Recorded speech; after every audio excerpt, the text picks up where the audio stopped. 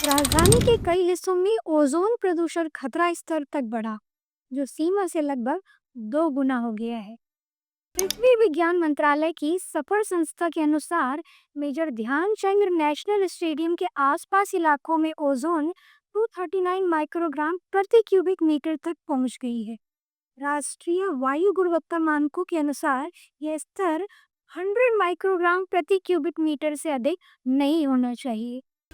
ऊंचा ओजोन स्तर फेफड़ों को नुकसान पहुंचा सकता है और हृदय रोग के जोखिम को काफी बढ़ा सकता है, जिससे यह एक बढ़ता हुआ सार्वजनिक स्वास्थ्य खतरा बन गया है। नमस्कार दोस्तों, मैं प्रतिमा और आप जुड़ रहे हैं विशिष्ट इनसाइट चैनल। ओजोन का कोई एक प्रत्यक्ष स्रोत नहीं है।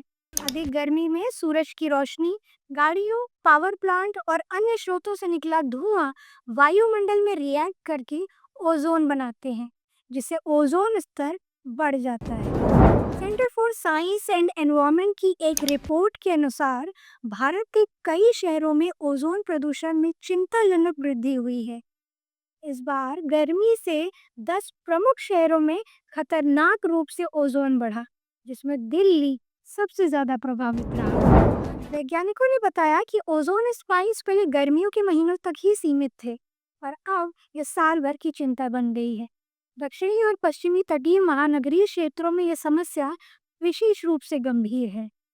अध्ययनों से यह भी पता चला है कि प्रमुख शहरों में सूर्यास्त के बाद भी ओजोन का स्तर ऊंचा रहता है। चुनौतीपूर्ण बात यह है कि ओजोन गैस के रूप में मौजूद होती है, जो हवा के साथ एक जगह से दूसरी जगह जा सकती है।